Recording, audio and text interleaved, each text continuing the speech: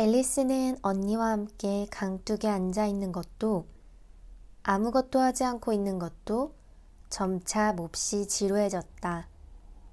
언니가 읽는 책을 한두 번 흘낏 보기도 했지만 거기엔 그림도 없고 대화도 없었다. 앨리스는 책에 그림도 없고 대화도 없으면 무슨 소용이 있는 거지? 라고 생각했다. 그래서 앨리스는 귀찮더라도 일어나서 데이지꽃을 꺾어 꽃목걸이를 만드는 즐거움을 속으로 생각해보고 있었다.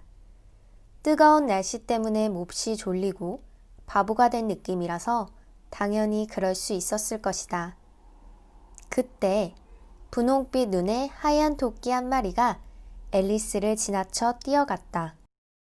그 광경에 특별히 이상할 건 없었다. 심지어 토끼가 어머나 어머나 이러다 늦겠어 라고 혼잣말하는 것을 들었을 때도 앨리스는 그렇게 생각했다. 나중에야 당연히 이 시점에서 놀랐어야 했다는 것을 알았지만 이때는 모든 것이 너무나 자연스러워 보였다. 하지만 토끼가 양복 조끼 주머니에서 시계를 꺼내어 본 후 발걸음을 재촉하는 모습을 보고 그제야 앨리스는 이전에 토끼가 조끼를 걸치거나 주머니에서 시계를 꺼내는 토끼를 한 번도 본 적이 없다는 생각이 들었다. 그러자 앨리스는 호기심에 불타올라 토끼를 쫓아 들판을 가로질러 달리기 시작했다. 그리고 운 좋게도 토끼가 생 울타리 바로 밑에 큰 토끼굴로 쏙 들어가는 것을 볼 수 있었다. 다음 순간 앨리스는 토끼를 쫓아 굴로 뛰어들고 있었다. 어떻게 다시 빠져나올 것인지는 생각조차 하지 않고 말이다.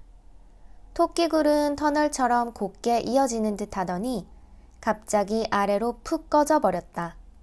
멈추어야겠다는 생각조차 할 시간이 없이 갑작스러워서 상황을 알아차렸을 때 앨리스는 이미 아주 깊은 우물 속으로 떨어지고 있었다.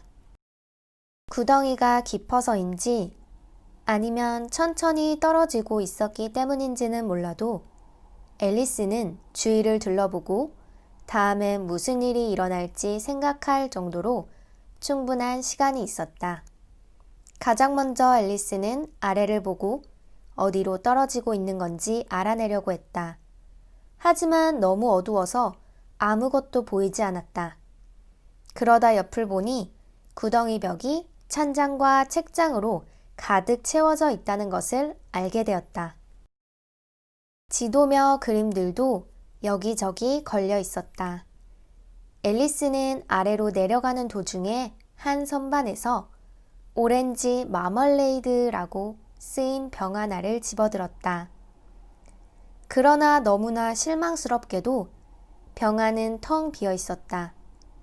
앨리스는 병을 그냥 떨어뜨리면 아래에 있는 혹시 누가 맞아서 죽을 수도 있다는 생각에 떨어지면서도 간신히 다시 찬장 하나에 병을 다시 올려놓을 수 있었다. 이 정도로 떨어져 봤으니 이제 계단에서 굴러 떨어지는 건 아무것도 아니겠는걸? 앨리스는 생각했다. 가족들이 모두 내가 얼마나 용감하다고 생각하겠어? 아니, 내가 우리 집 꼭대기에서 떨어져도 난 그냥 별것도 아니냐 아무 말도 안 할 거야. 정말로 그럴 것 같았다. 아래로 아래로 아래로 끝이 있기는 한 걸까? 앨리스는 지금까지 내가 몇 마일이나 떨어진 거지? 하고 소리내 말했다. 아마 지구 가운데로 가까이 가는 중일 거야. 어디 보자. 아마도 4,000마일쯤 내려온 것 같아. 이처럼 앨리스는 학교 수업 시간에 이런 것들을 여러 가지 배웠다.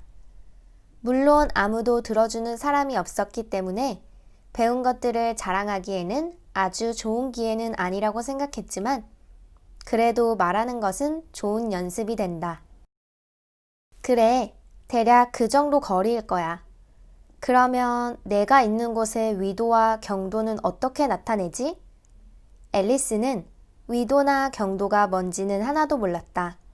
그저 말하기에 아주 근사한 단어라고 생각했다.